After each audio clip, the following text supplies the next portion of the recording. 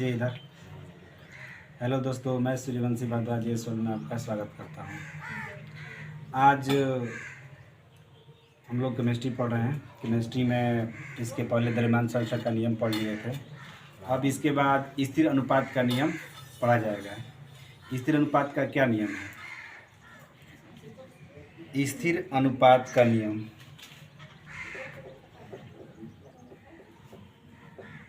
स्थिर अनुपात का नियम, इसको अंग्रेजी में स्थिर अनुपात के नियम को अंग्रेजी में कहते हैं law of constant proportion. Law of constant proportion, law of constant proportion.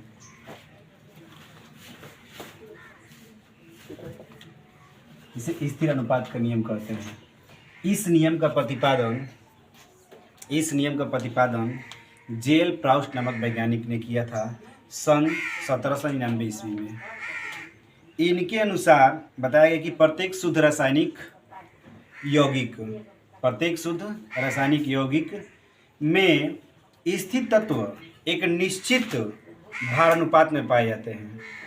प्रत्येक शुद्ध रासायनिक यौगिक में उपस्थित तत्व एक निश्चित भारानुपात में पाए जाते हैं।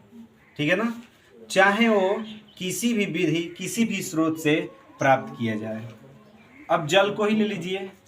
जल को आप चाहे नदी के पानी हो, या वर्षा के पानी हो, या कुएं का पानी हो, या तालाब की पानी हो, या समुद्र की पानी हो, हर स्थिति में जल का जो अनुपात होगा, भार अनुपात सदैव 1:8 होगा। कैसे? तो आइए देखते हैं। जैसे H2O, तो H2O है, तो H2O का द्रव्यमान, हाइड्रोजन का द्रव्यमान कितना होता है? 1 होता है। तो 2 गुणे कितना हो जाएगा? 1। संबंध है ऑक्सीजन का 16। तो ये हो गया 2:16, यानी कटाएंगे तो 2 एकम 2, 2 8 16, यानी 1:8।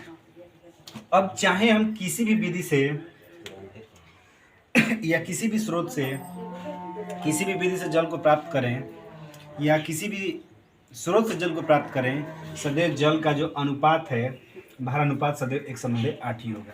ठीक है ना? तो इस चीज को लिख लिया जाए। क्या नियम था? इस नियम का प्रतिपादन किसने किया था?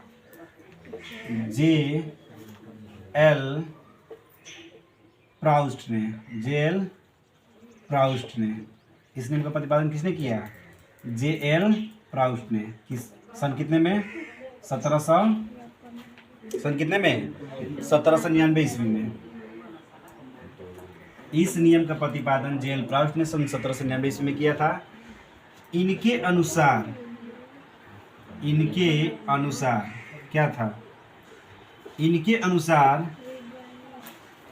अनुसार प्रत्येक शुद्ध रासायनिक पदार्थ यौगिक में, प्रत्येक शुद्ध रासायनिक यौगिक में उपस्थित तत्व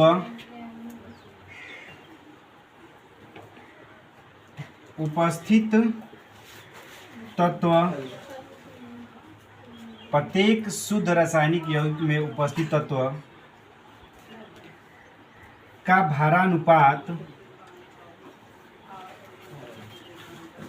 भारानुपात निश्चित होता है।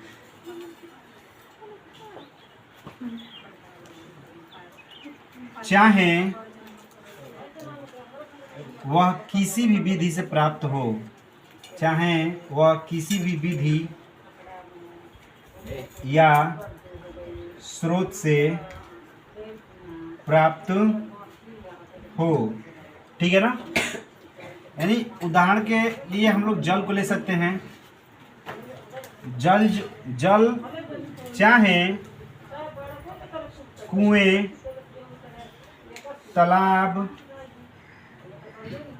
वर्षा नदी, समुद्र कहीं से भी प्राप्त हो, कहीं से भी प्राप्त हो, वह उनका भारानुपात सदैव निश्चित होगा, सदैव निश्चित होगा। ठीक है ना।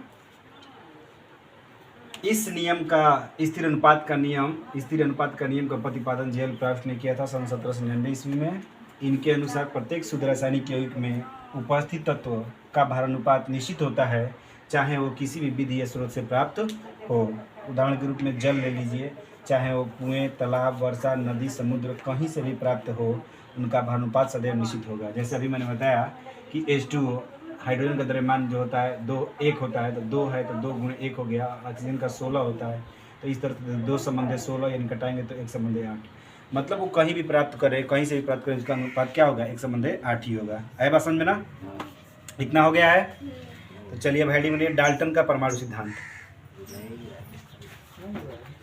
रहने दिया जाए। हाँ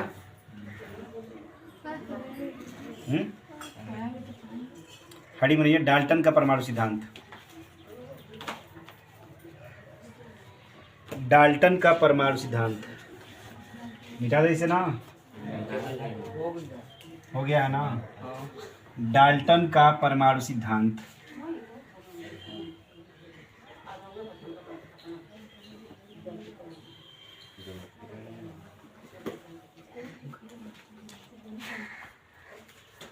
डाल्टन का परमाणु सिद्धांत, Dalton's atomic theory.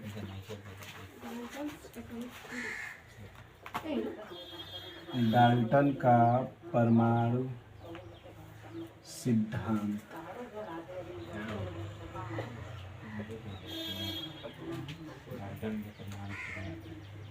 Class 9th के लिए है ये। डाल्टन का परमाणु सिद्धांत, Dalton's atomic theory, Dalton's atomic theory. ठीक है ना। क्या था डाल्टन की नियम, क्या थे डाल्टन की परिकल्पनाएं। ठीक है ना। तो जो डाल्टन की परिकल्पना था, रासायनिक संयोग के नियम को ध्यान में रखते हुए दिया गया। ठीक है ना। डाल्टन की जो परिकल्पना था किसके सिद्धांत पर दिया गया, डाल्टन्स का जो डाल्टन का जो सिद्धांत था,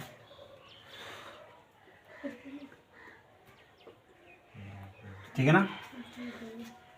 डाल्टन का जो सिद्धांत था, ठीक है ना, वो किसके सिद्धांत में नियम बनाया गया था, रासायनिक संयोग के संबंध में। तो लिखिए,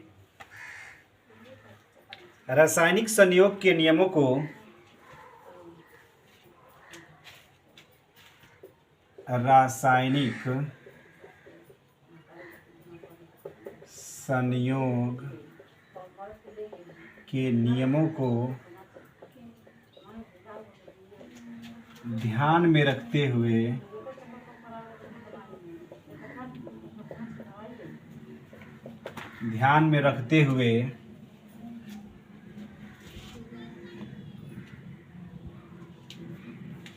तथा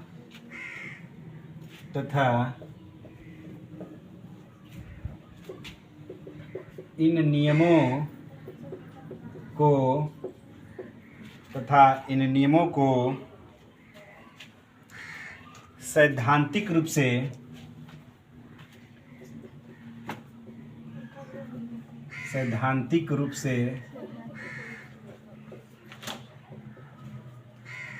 मान्यता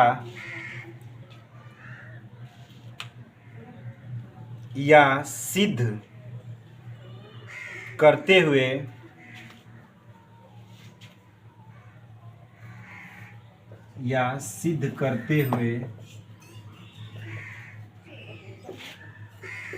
करते हुए सर्वप्रथम डाल्टन ने सन 1808 ईस्वी में सर्वप्रथम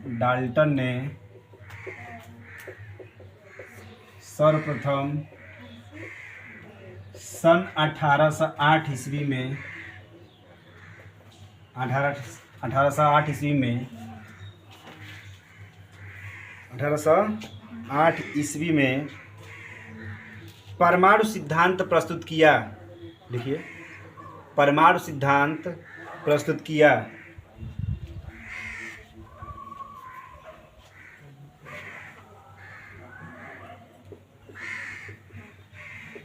परमाणु सिद्धांत प्रस्तुत किया।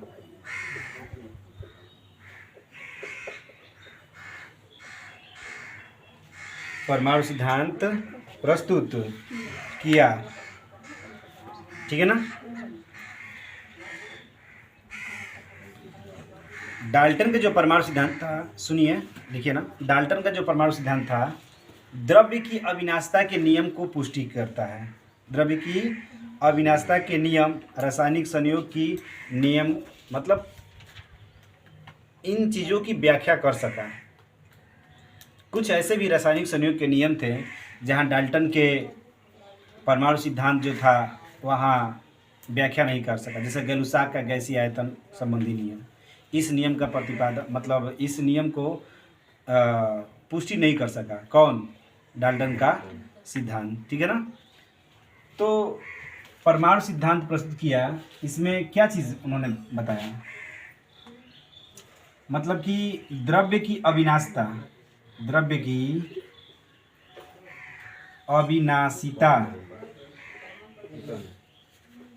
के नियम तथा रासायनिक संयोग